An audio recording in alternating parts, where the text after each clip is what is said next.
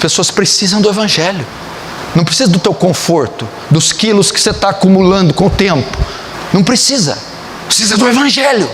Deus quer falar com você, trazendo uma forte e impactante pregação para edificar a sua vida. É o Evangelho de Cristo. Não são obras sociais.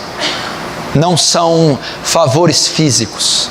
É claro que devemos fazer obras sociais, ajudar o faminto, vestir o nu, visitar o enfermo, o encarcerado, dar de beber ao sedento.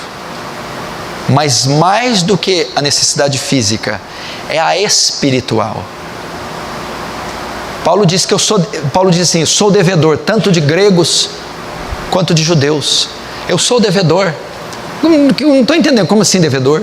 Uma vez que me foi confiado o Evangelho, eu sou devedor de todos os homens. Eu devo a pregação do Evangelho a eles. Vocês são devedores. Vocês estão devedores de prostitutas e bêbados, de jovens e idosos, de espíritas e kardecistas e idólatras. Vocês são devedores dele. Vocês devem a eles a mensagem da cruz, a mensagem do Evangelho. Ezequiel 18, Ezequiel 33 diz que se eu digo ao pecador que ele vai morrer, e você sabendo disso, não vai lá e o adverte, ele morrerá pelo seu pecado, mas o sangue dele demandarei, requererei, cobrarei da sua mão. Se o atalaia souber ouvir a ordem do perigo e não tocar a trombeta, o sangue recairá sobre ele. Você ouviu falar do tsunami, você foi avisado da locomotiva, você foi avisado da ira de Deus que vem. Você não vai tocar a trombeta? Você não vai tirar essas pessoas do trilho? Você não vai avisar elas que estão na praia de calção, tranquilas, que vem uma onda e vai esmagar elas, os filhos delas e os seus descendentes? Pois essa é a sua função, pregar o Evangelho. A grande comissão consiste em pregar o Evangelho. Primeiro com seu testemunho de vida. Seja um cristão autêntico, isso já é uma pregação. A esposa, os filhos, os negócios, o dinheiro, a roupa, a vestimenta, a conduta, o palavreado. Se for ele cristão, sal da terra e luz do mundo, ele já é a pregação do Evangelho. Segundo, a proclamação como um arauto. Falar em alta voz. E há de ser que todo aquele que invocar o nome do Senhor será salvo.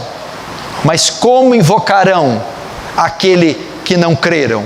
E como crerão naquele que não ouviram? E como ouvirão se não há quem pregue, quem proclame, quem grite, quem brade?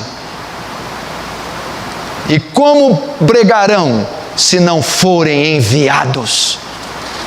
Pois está escrito: quão formosos são os pés dos que anunciam boas novas. Pregue o Evangelho. Pregue o Evangelho.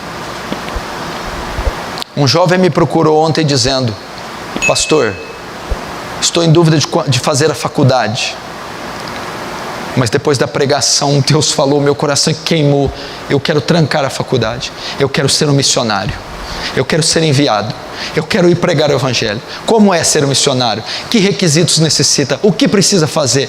Como é a vida? Como é o estilo? Eu preciso pregar, eu preciso ir atrás das almas. E tem gente aqui fazendo o contrário, abandonando a fé, o Evangelho, para ir atrás de empresas, negócios, estudos, coisas e coisas, para dar as voltas cíclicas e estúpidas do homem. Que a nossa vida é uma vida, ela é cíclica. É comer, dormir, vender, comprar, comer, dormir, ficar gordo, velho e morrer, entregando fezes a Deus, ao invés de ter vivido uma vida intensa para o Evangelho. A vida do homem é estúpida. Leia o livro de Eclesiastes, você vai ver. Aquilo que foi, aquilo que é, já foi, e aquilo que foi, será novamente. É estúpido. Nada novo debaixo do sol. Nada. Salomão disse: tudo que os meus olhos quiseram, eu não os neguei. Aí descobriu que era tudo vaidade. Salomão, meu filho, tinha tanta riqueza que a prata no reino dele não valia nada. A prata era igual pedra, desvalorizou de tanto ouro que ele tinha. Mulher, sabe quantas ele teve? Sabe quantas mulheres teve? 700 esposas, 300 concubinas. 1000 mulheres. Demorava quase 3 anos. Se ele ficar com uma mulher por dia, ele demoraria 3 anos para ficar com todas, ficando com uma por dia.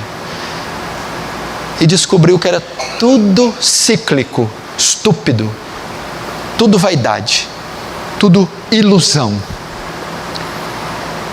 Põe a tua mochila nas costas e vá pregar o Evangelho. As pessoas precisam do Evangelho. Não precisa do teu conforto, dos quilos que você está acumulando com o tempo. Não precisa. Precisa do Evangelho. Seu testemunho, recursos. Teve um irmão que veio ajudar aqui. E eu dei um exemplo no culto. E dei um exemplo lá na Consciência Cristã, na Campina Grande, na Vinac. A figura é um poço.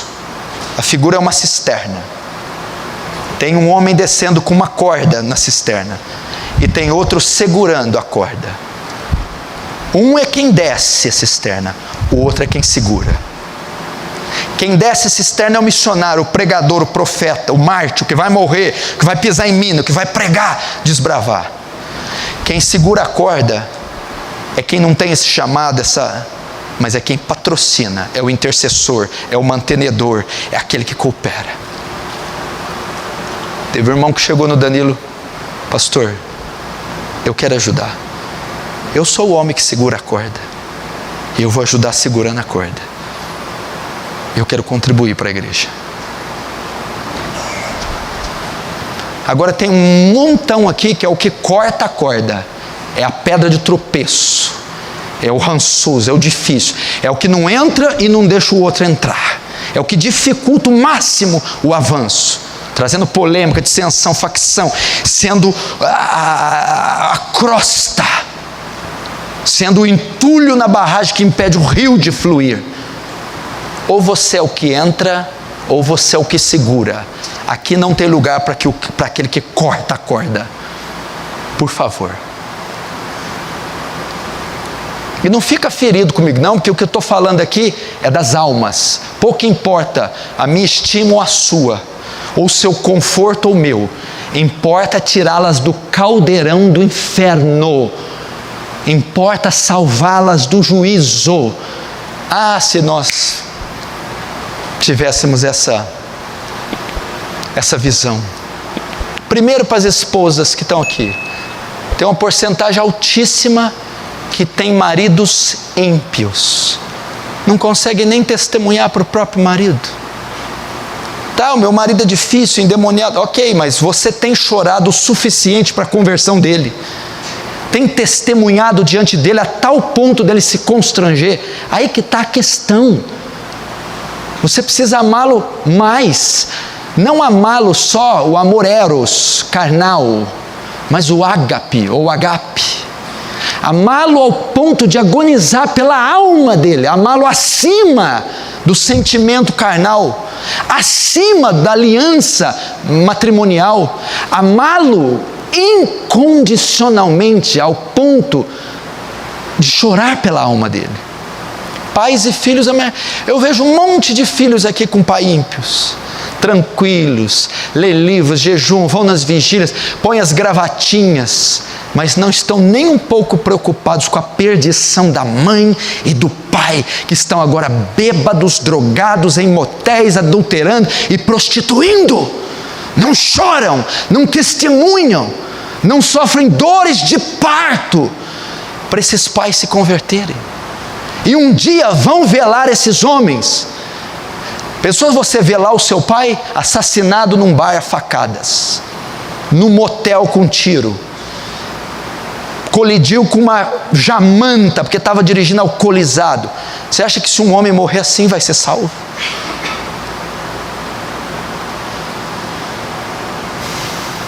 Seus vizinhos, seus amigos, Pregue em tempo e fora. Vai no açougueiro, prega, dá um CD, um folheto na vizinha, atende telefone. Não deixe passar uma oportunidade sequer. Alguém já viu aquele filme A Lista de Schindler? Filme que fala do holocausto judeu? E começa a comprar judeu atrás de judeu. Agora não mais para ser funcionário dele, mas para salvar das mãos do Führer, do Hitler. E começa a comprar. No final do filme, a Alemanha perde a guerra. Ele vai ser preso porque era membro do partido nazista e tinha cometido crimes. Mas aí, quando ele vai partir no seu carro, ele começa a ver que aqueles judeus que ele comprou, todos não foram mortos, foram salvos. E ele olha para o anel dele e diz: esse anel valeria uns 3, no mínimo uns 3 judeus. Se eu tivesse vendido, tinha 3 judeus vivos. Valeria esse carro. O que eu estou fazendo esse carro? Ao menos 10 judeus. Eu poderia ter salvo mais 2, 3, 5, 10 judeus. Por que eu não fiz? Por quê? Até hoje tem judeus de Schindler vivos, descendentes, porque Oskar Schindler comprou, livrou da morte aquelas almas. Será que você também não podia ir na escola e dizer: ao menos essa classe, ao menos meus tios, meus primos, aqueles funcionários que trabalharam comigo, aquelas meninas, elas, se eu tivesse pregado, você vai chegar no céu e vai dizer: meu Deus, ao menos a escola, ao menos minha mãe, se eu tivesse pregado, se eu tivesse orado, se eu tivesse jejuado, pago o preço por elas, elas poderiam estar aqui. Findou-se a guerra, passou o juízo, e elas poderiam estar salvas. Você vai ver, você vai ter esse sentimento. Ele fez muito, comprou muitas, mas no final ele disse: o quanto mais eu podia ter feito, o quanto mais eu podia ter comprado, aberto mão do meu conforto, vendido minhas posses. A mesma coisa você, quando chegar naquele dia, quantas almas eu poderia ter pregado. Mamãe já se foi, papai, os tios, os avós, já se foram. Quantos mais ainda irão? Quantos mais ainda perecerão? Quantos mais morrerão sem ouvir de você o Evangelho? Ou sem ver um testemunho decente? E quantos não estão indo para o inferno por causa do seu testemunho? Estão endurecendo para o Evangelho por causa do seu testemunho. Nunca vão pisar numa igreja por causa do seu testemunho. Não querem o seu Deus, o seu Cristo, por causa do seu péssimo testemunho. Irmão, se soubéssemos o valor de uma alma, faríamos como Schindler. Venderíamos os anéis, as gravatas, os carros, para pagar por essas almas. Almas que poderão ser poupadas no juízo. Almas que serão absolvidas. Mas nós temos que cuidar da nossa vida, dos nossos negócios, dos perfumes, dos cosméticos, dos salões de beleza, dos romances. Nós somos tão caprichosos. Despoje do seu eu, pelo amor de Deus, ou então mude de religião, vai servir o Seixo Noé. Nós estamos falando de cristianismo. Quem quiser me seguir, nega a si mesmo, tome a sua cruz e segue-me. Todo aquele que quiser ganhar a sua vida, perdê-la, mas todo que é amor de mim, perder a sua vida, acha-la. Que cristianismo indolor é esse que você quer viver? Não mexa comigo, eu não mexo com você, não quero dor, e assim tudo dá certo no final. Não irá dar certo no final. Seremos julgados por nossas obras. Obras serão contadas no julgamento. Não se engane. Quando tive, não me deste. Quando? A omissão será um dos grandes pecados no julgamento. Saia do conforto, levante o traseiro da cadeira, patrocine a obra missionária, ou entre nesse poço logo, ou segure a corda, ou deu fora. Se Se você gostou do vídeo, então, estarei deixando esse outro, para sua edificação. Vídeos de pregações genuínas, é aqui no canal Deus Quer Falar com Você. Que Jesus Cristo te abençoe ricamente. Amém.